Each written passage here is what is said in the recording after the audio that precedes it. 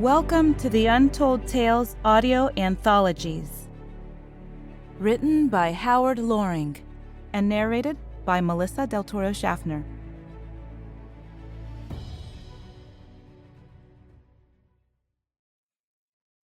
Dinner with the Doge, or Stagnation versus Directional Change. "It's time, Hal," said the disembodied voice, seemingly uttered from nowhere. Yet it was familiar, and this was somehow comforting. Then, the formerly sleeping man opened his eyes, suddenly remembering who he was. "Already?" he asked, still prone, but now blinking a few times in vain hopes of focusing on something tangible in the dim room, which was currently lit only by a small corner fireplace and a few strategically dispersed candles. "Look, you oaf, it's not yet sunrise," Hal then observed, casting a glance through the darkened window. Always grumpy after awakening, he next added, "I see no one here. Have they come to attend us? Are they outside?" "No," calmly answered the other, while holding forth a large tankard of steaming, heavily spiced wine. "But soon enough. The uncooperative wind has finally arrived." This got the attention of the man in the bed. He tried to sit up a few times, but these were only hasty and futile attempts. Being quite corpulent, he extended his beefy arm, wishing assistance. "To our advantage or theirs?" he next inquired. "Theirs, I'm afraid," uttered the standing man. And then he added, "You know what you must do, Hal. It must be done quickly, and you know this also."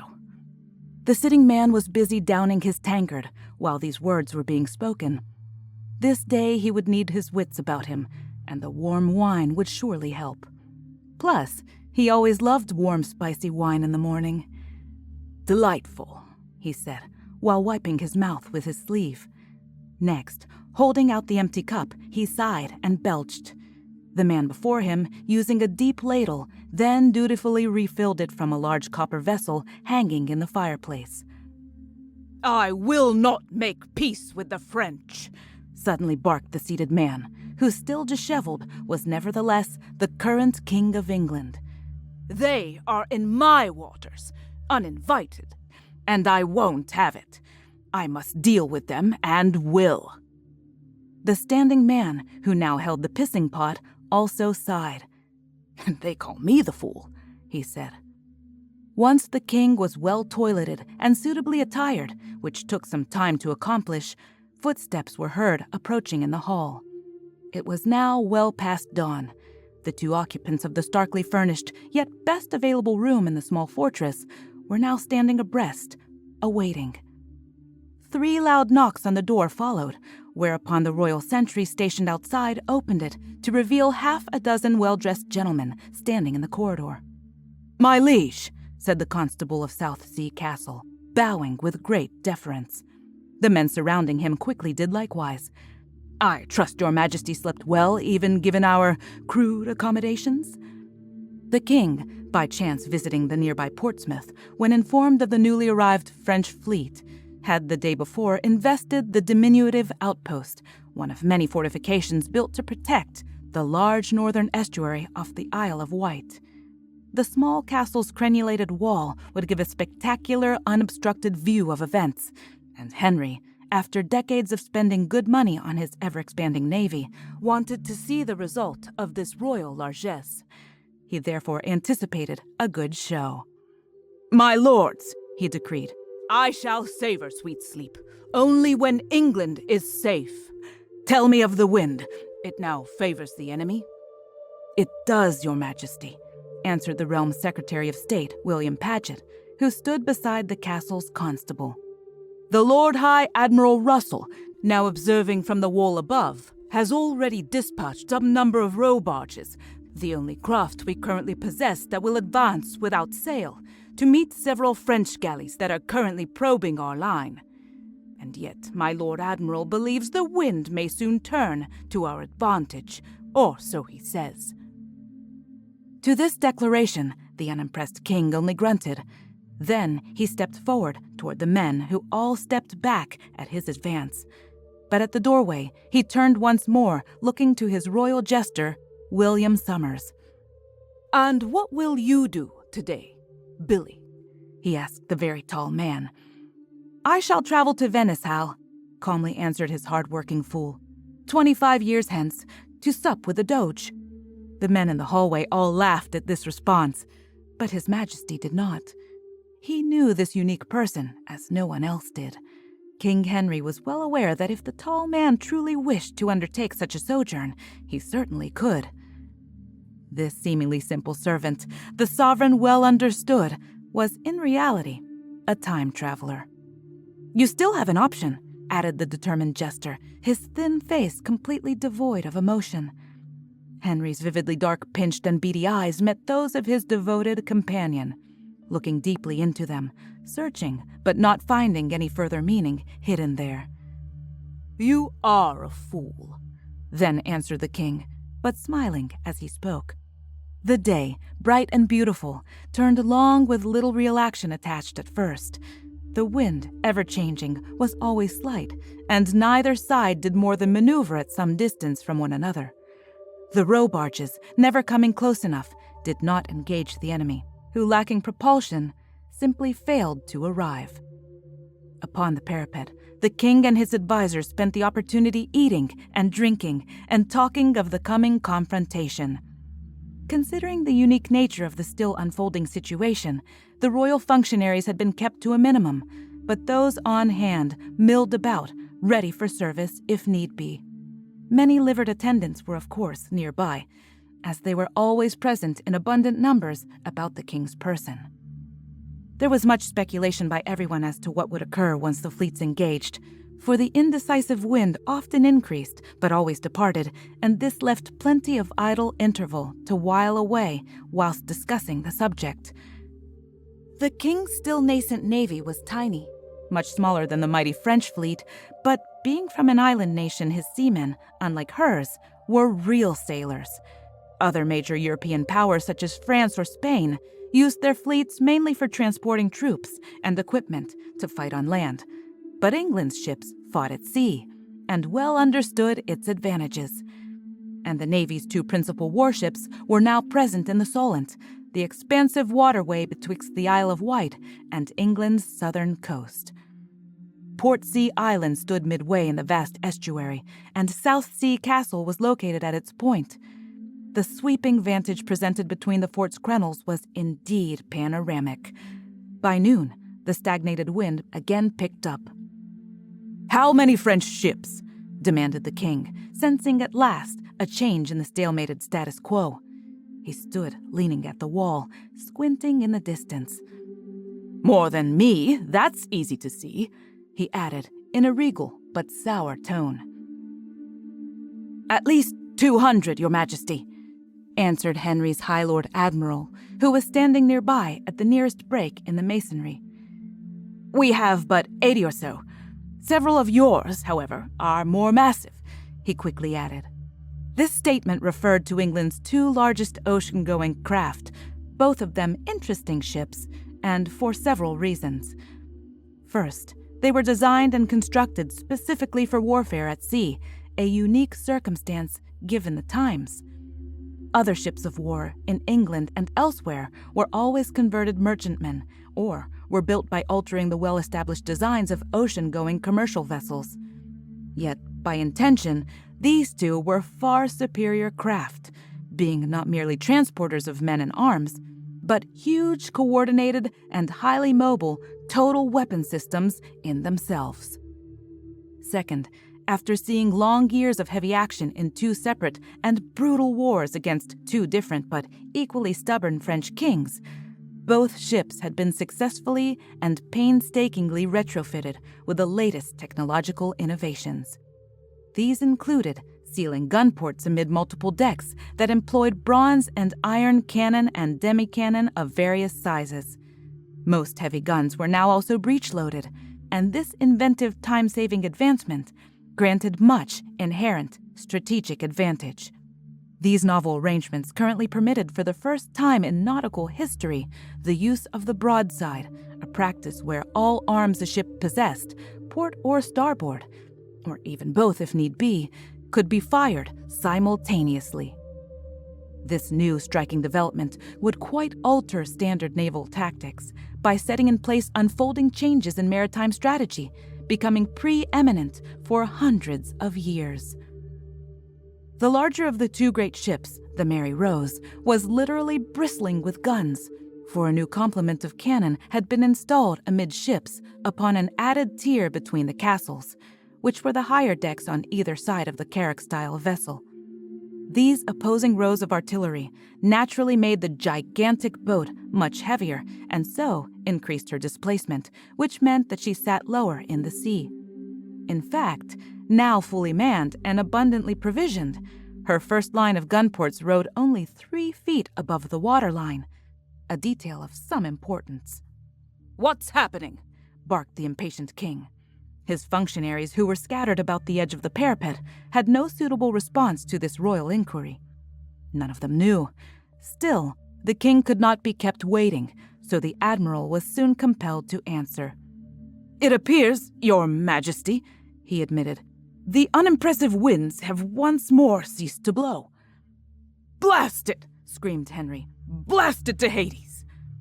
He turned to retake his appointed seat, a heavy chair in the near distance placed under a colorful canopy, beside an equally heavy table that bore much food and libation. But midway there, the now overly agitated king changed his mind. Exercising the royal prerogative, he instead stomped off, gruffing, announcing over his shoulder, "My lords, I'm to my accommodations to rest my infernal leg. Send word once something definite occurs. Until then, I'm not to be disturbed." Majesty and sire and such were uttered by all present. Each of them bowed toward the retreating regal presence. 2 gentlemen, the constable and his lieutenant, followed the king in order to assure his safe transit. The hard-working fool was dutifully waiting to tend to his sovereign's acute affliction, something he'd done many times before. The King of England had a large, pungent ulcer on his upper thigh, which for years, despite constant attempts, had stubbornly refused to mend. The ever-oozing wound was washed and redressed several times daily, a protocol of long standing that thus far had failed to achieve any suitable, permanent solution. "Well, Billy boy, how was your visit?" asked the monarch, once his enormous leg, newly exposed, was propped across a crude wooden stool. "Have a good dinner out of your excursion, did you? Something tasty, I trust, for all your trouble." "It was a dismal failure," the jester replied flatly. "The Doge is as hard-headed as you, I fear. But I've another invitation a week hence that will, from my point of view, take place later today, just after we're done here. Of course, from your reference, this won't happen for another 25 years. He was dabbing thick green pus from Henry's thigh as he spoke. This ministration, like those that would follow, was deliberate, yet slowly and gently delivered. Still, the time traveler knew such action was useless in the long term. The royal lesion would never heal. "What do you wish from him?" inquired the king, referring to the Doge. After all, international intrigue was Henry's lifeblood. He was highly interested, for His Majesty always relished political machinations and stratagem of any kind. "He has to stop warring with the Sultan," answered the nursing man, "as you must with the French. The time is ripe, and Europe should now turn its eyes westward, as I've told you. Your beautiful sailing ships and those of other European powers will permit this occurrence, but only when peace comes." "Why grant accommodation when I can win?" asked the king. "But will you win?" countered the fool. "The French are more numerous, and the uncooperative weather remains fickle. Yet you still have time to alter things." "How so?" inquired Henry. The patient jester then began to wash the king's open wound, a gaping and most grisly one. The unforgiving ulcer was deeply buried within the noble but flabby flesh. Periodically, the upper layer of skin did mostly recover, but in each instance, it was only a matter of time before the gash once more violently erupted, and ever with a nasty, highly odoriferous pus, dripping vengeance. My Lord Brandon, as we speak, is being rowed ashore, explained his fool. He's been conferring with Admiral Dudley about his flagship, the Great Harry. The finalized order of attack has now been dispersed to the fleet, but the languid wind still gives you leave to countermand this proposed action. Charles Brandon, the first Duke of Suffolk, was Henry's oldest friend, his closest advisor, and his former brother-in-law. Years ago, he had married the king's now-dead sister, Mary Tudor. The Great Mary Rose was named for her. John Dudley, currently Viscount Lisle, was in command of the fleet. One day, in the not-too-distant future, Lord Dudley would be invested the first Duke of Northumberland. On another day further still, Henry's oldest daughter, who was also named Mary, would execute him after he'd tried, but failed, to install as queen his son's docile young wife, the very plain and overly pitiful Lady Jane Grey. Without hesitation, Henry firmly decreed, "No, I will see this through, my dear Billy. I've no other course open to me. I cannot make peace at such a disadvantage." The nurse began to rewrap the wound, but Henry waved him off. Again, His Majesty was most agitated. True, this was his normal demeanor, but now, more so. "Leave it," he mumbled in distracted fashion, and then, in a louder voice, he commanded, "Let it breathe for a while." The jester then leaned back and sat on the floor before the king. For a moment, neither man spoke. Then, Henry, always wishing for answers, continued his scrutiny. "Tell me of the Doge," he requested. "Why does he not comply with your wishes? What stops him from making peace?" The tall man rearranged himself by wrapping his long arms around his longer legs after pulling his knees up under his chin.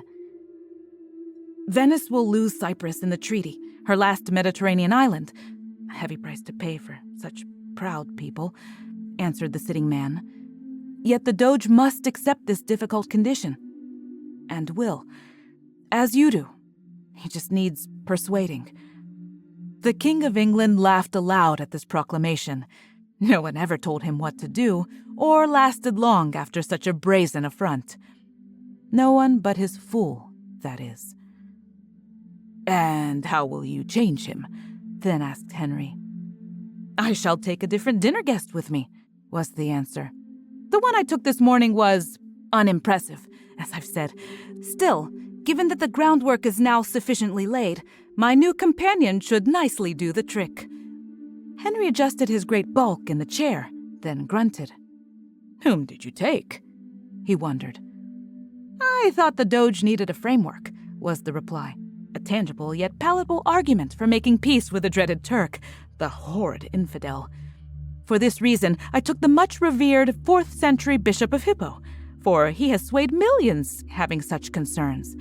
Yet the Doge was unmoved. "What's that you say?" demanded the now startled king, with his earlier malaise quite vanished. "Are you telling me that you personally conveyed St. Augustine to dinner with the Doge of Venice? You accompanied St. Augustine himself?" "The very same," was the response, as the good bishop was expert at supplying cogent rationale for the unlikely circumstance. Henry had a great belly laugh at this, cackling. "What a rogue you are, Billy. You never cease to amaze me. Tell me everything." The jester stood, now understanding this would take some time. He fetched the king a flagon of wine and a hard roll, handing them over.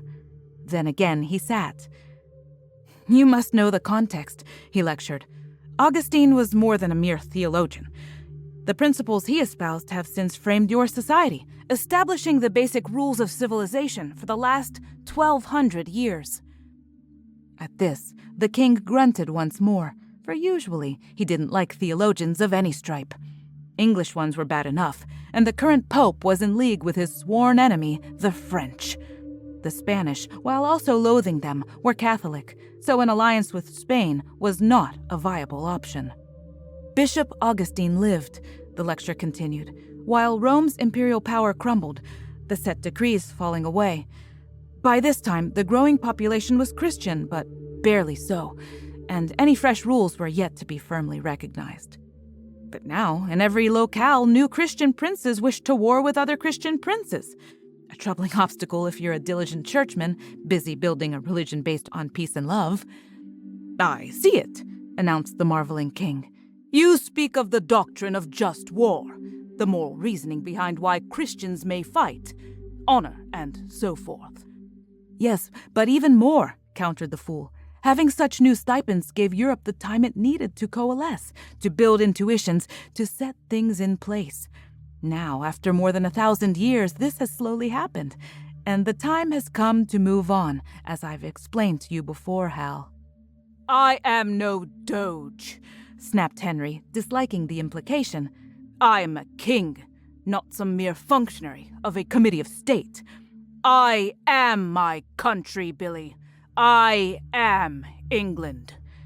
This pompous pronouncement caused the fool to laugh aloud. "You?" he replied. "Why, Hal, you're just a single link in the long chain of history. And a very lengthy procession that is, too. You may control this petty kingdom, but not events in general. That's quite beyond your allotted purview." "What's that?" screamed the king, instantly livid. "You push your limits, man. This line is not humorous in the least, and you overstep your bounds at your own peril." The jester, leaning back, didn't answer this outburst. He knew the raging tempest would soon pass. He knew this stubborn man very well, much better than did even the first Duke of Suffolk, the king's oldest friend, Charles Brandon. "See the bigger picture, Hal," he finally said. "There have been doges in Venice for over 800 years, with many more yet to come. Your esteemed family, ever glorious now, has ruled England for barely 2 generations." After this stiff truism, Henry threw his roll to the floor, but then he thought better of it. Tantrum solved nothing. He knew this to be factual, for he employed them often, and they never worked. And also, he was hungry again. "My point," emphasized the fool, "is the rigid framework set by Augustine is now no longer sufficient. Another direction is needed, a new way of looking at things, for knowledge has been sanctioned, only dictated from above, but no more." "What does that mean?" grumbled Henry, not following. 1,200 years ago," said the jester, "Augustine stated knowledge of any kind was a thing given only by God. Ergo, to know anything at all was a gift from God. Knowledge gained without God's grace then became heretical." This comment made His Majesty smile. Generally, the king favored a good heretic. After all, he was the biggest one yet. "This long-accepted arrangement, while providing local stability, had its limits," added his fool. "For people are ever curious and naturally inquisitive, and any such restriction is always stifling. So, to ease these well-placed concerns, 300 years ago, the enlightened Thomas Aquinas decreed that God-given knowledge really comes in 2 forms. There are understandings which you can discover on your own, by God's grace, and that which is known only to Him, granted through divine revelation." "Yes," declared Henry, "and what's wrong with that? It makes good sense. The darker ages are long in the past, and we have much current knowledge now, as my fearsome ships will soon demonstrate to the invading French fleet." "But are they truly over?" asked the jester, trying once more to make the elusive connection. "How? When knowledge remains tangible in itself, a real thing at which you may chisel away as some sculptor would, slowly dribbling off random pieces, as it were. No, Hal. Adherence to such a stilted outlook has inherent disadvantages that are no longer acceptable." "But what other way is there?" asked the baffled ruler. The patient time traveler began to rewrap Henry's leg. "Make peace with the French," was his answer, "and find out." It was now late afternoon, and the wind came up in the earnest. The sovereign was duly informed. Presently, he was upon the rampart. "What news, my lords?" The king, now wearing clean leggings, asked of his retinue, after making his slow but regal transition to the wall above the broad estuary. "The wind is up, Henry," answered the newly arrived Duke of Suffolk. who then affectionately embraced his oldest friend. The particular personage solely possessed such a uniquely granted privilege, and so he often shunned the standard convention of great deference to the royal station and regularly addressed the king by name. Soon, Vice Admiral Carew will advance with his flagship, the Mary Rose, the nobleman added, thinking of his long-dead wife, the king's once beautiful sister. "She moves, Your Majesty," announced the Lord Admiral Russell, who was, as his title indicated, head of the entire English Navy. "Magnificent," declared the Constable of Southsea Castle. Everyone looked to the huge ship floating gracefully in the near distance, her sails already fully deployed and gently filling with air. "And what will happen now?" asked the eager monarch. "She will soon turn and lead the line of attack," answered Suffolk, as if it were only a foregone conclusion, which it was. Aboard the Mary Rose, the very command was being given. "Prepare to bring her about," the Vice Admiral calmly said to an aide, and quickly the order was shouted to runners who would disperse it throughout the crew. "Close all starboard gun ports," he added next. This most critical instruction was passed on as well, yet it somehow failed to reach the two lowest decks, and that salient fact had both immediate and dire consequences. Soon, the giant ship began to slowly turn. Next, a robust gust of wind swept across the vessel, snapping taut her full complement of sail.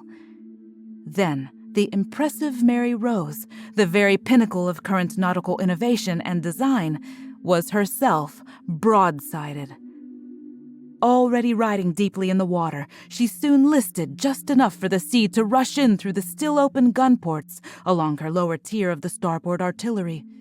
This swiftly pulled her further down, which naturally shifted everything stowed aboard towards the rapidly increasing tilt of the ship. The lashing ropes that bound the heavy guns stationed the opposite soon gave way under the tremendous strain and ripped apart, sending the cannon and their great weight crashing across the distance and into the now flooding compartments above the great vessel's main hold. This cavity was vast, the deepest section of the Mary Rose, an immense storage chamber, now breached and filling with water. The second tier of open gun ports was swamped in less than a minute, and the same unabated process then repeated, sharply increasing the ever-growing angle of list. On board was complete chaos. The massive ship was quickly totally overwhelmed and sucked under. Because the enemy still used the older tactics of boarding a vessel from hand-to-hand combat, heavy webbing had been strung across all decks to repel such an onslaught, and the hapless sailors and soldiers stationed on these levels were all trapped within the substantial ropes, like fish in a net. "My God!" gasped the Lord High Admiral. It was all that needed to be said. Everyone else was too stunned to speak. Henry simply stood with his royal mouth hanging open. Soon, all that could be seen of the once impressive ship was her topmost sails, tilted at a 60-degree angle for, hitting bottom, the doomed vessel had settled into the deep mud, hidden but just awaiting beneath the murky water. All manner of items were now floating about, somehow escaping the netting. Only the men clinging to the upper rigging survived the calamity, less than 40, well over 400 total aboard. Most of the casualties occurred below. Many died there before the boat sank, crushed by items loosened in the dramatic shifting involved. But to a man, the others were swallowed alive. Those on the upper decks, all ensnared by the nets, each drowned while viewing the elusive surface in the near distance above them. Then, the feckless wind, the last of the waning day, also died, bringing to an end the so-called Battle of the Solent. The French, thinking better of the entire campaign, soon withdrew their fleet. Needless to say, the engagement was inconclusive. Henry also withdrew, and without comment to anyone, moved to his room where the fool was awaiting him. No one present spoke as the king exited, being prompted by a quickly raised hand of the Duke of Suffolk, an action that silenced them. but they all deeply bowed as His Majesty slowly made his passage. "Well, Billy boy, you've taught me an unkind lesson today," hissed the proud but now outmaneuvered monarch. "Yes, you've done me harshly this time. Why?" King Henry stood defiantly before the taller man, jutting his noble jaw and holding his much-recognized stiffened stance, portrayed so well in many an official portrait. "The choice was yours," calmly countered the fool. "I caused no change. You failed to alter something, and that had consequences. Now, you must carry on, Hal." Henry could not speak. He tried, but he only sputtered, his usual pale complexion currently flaming a red. At last, giving up the effort, he resolutely turned and sat. For a moment, nothing happened. The fool waited, as he always did. The king brooded, as he often did. Henry was defeated, and he knew it. He also knew he didn't like being beaten. But Billy was right, of course. He always was. The King of England would have to move on. "Yes," he said at last. "You did warn me. That is true enough." The jester next offered food and wine, but Henry, still most distracted, didn't notice the effort. "Well," he finally said, almost spitting the words, "at least tell me of your trip to the Doge. Were you successful? Has he now also agreed to do your damn bidding?" "He has, Hal," was the answer, given while ignoring the royal sarcasm. "My latest dinner guest convinced him, as I'd hoped he would. Now, at long last, a new enlightenment will begin, a totally different way of looking at things." Henry grunted. Given the day's drastic action, His Majesty would see to it that certain things were soon looked into, that's for sure. Yes, change was coming, and in more ways than one. He began to formulate a plan, but almost immediately gave it up. He had people for that. He'd wait and rule on what they suggested, employing his standard procedure. "Tell me of your newest encounter with the Doge," he instead demanded, wishing to speak of other matters. "Who did you convey this time? Why was he effective?" "I took an Englishman, actually," this time the time traveler replied. "He won't be born for another 16 years, but he was middle-aged when we arrived. A most interesting gentleman, for his bold ideas indeed changed everything." "I see," stated Henry. "But how so?" "It's all a matter of perception," the fool calmly explained. "How does anyone judge what truly is? Must they blindly follow what's come before, believing something only because others previous have? Or do they instead think in another way? A better way, with new eyes that can see new things?" "Speak plainly," advised the weary king. "What do you mean?" "In the old scheme of things, all truth was known but hidden," he related. "That will now change. Soon nothing will be taken for granted, and all knowledge will thus be built only by what is shown to be factual. A great distinction." "I don't follow," said Henry. "What matters this distinction?" The jester again offered food and drink, and this time Henry, now much calmer, accepted. "Again, it's perception," the fool continued. "Knowledge is not a given thing that's dispersed, but an unknown thing that's discovered. And this new outlook, the simple difference in view, will lead to all kinds of changes in the future." Here he paused to give the king time to absorb this input. "An Englishman, you say?" asked Henry, after his absorption was completed. "Who is he? Or rather, who shall he be? Is he a philosopher of some description?" "Not exactly," was the answer. "He's a lawyer, or will be one." "Oh, dear," mused the king. He despised all lawyers. In his regal opinion, they were as bad as churchmen, maybe worse. "His friends will be the philosophers, natural philosophers they will soon label themselves," informed the fool. "Yet these thinkers will have no firm foundation, no standard set of rules agreed to by all. He changes this by supplying them a method of inquiry, a universally acceptable system, to be known as science." "This science," reasoned the king, This system of simple distinction is so important. Why? What exactly will it do? Humans now have an ocean-going craft, the other man pointed out, and the world will soon be cracked open by them. This widely opened world will also have science. Great change is therefore inevitable, Hal, but it's only possible now because the time is right and the proper conditions are finally present. After a moment, having made the connection, Henry said, "I understand now." Then quickly he asked, "Who is this Englishman that changes everything so?" "His name is Bacon," was the answer. "Francis Bacon." Henry roared at this, his bilious body jiggling with laughter. "Wonderful!" he cried. "I've always loved pork." "You've always loved everything, Hal. That's your problem," countered the jester as he refilled Henry's cup of wine. "So tell me," urged the king, "what will happen hence?"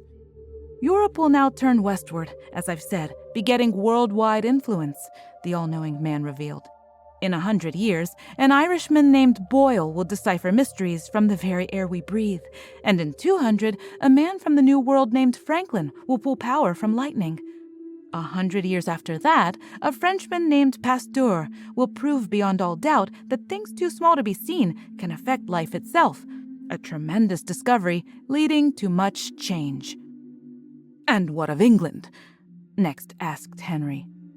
"Because of you," said Billy, "England will be strong. Her navy will become preeminent.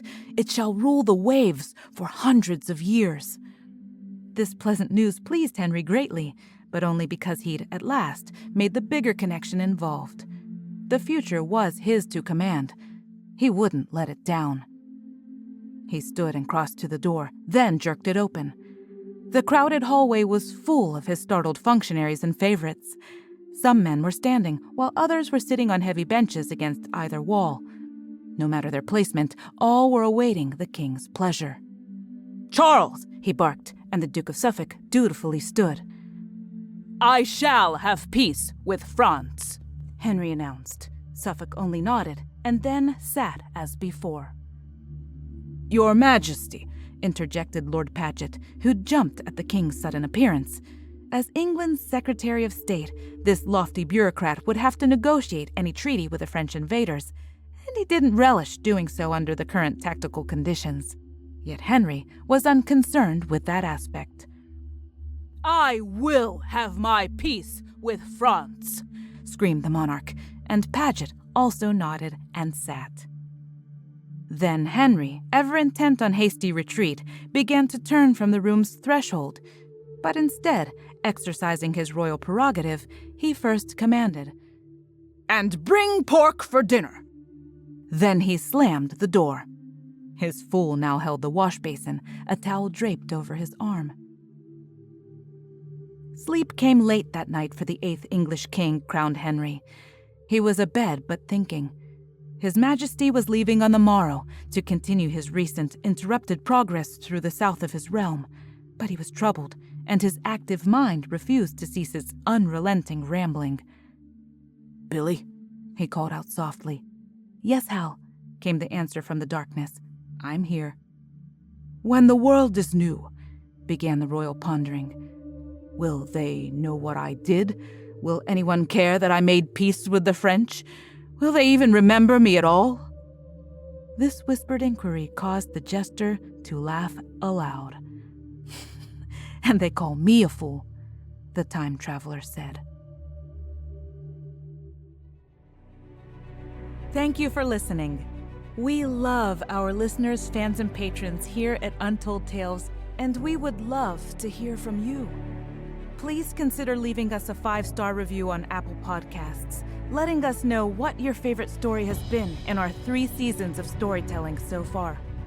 We'd love to continue shaping our podcast with stories that you'd like to hear. As always, thank you for listening and have a wonderful day.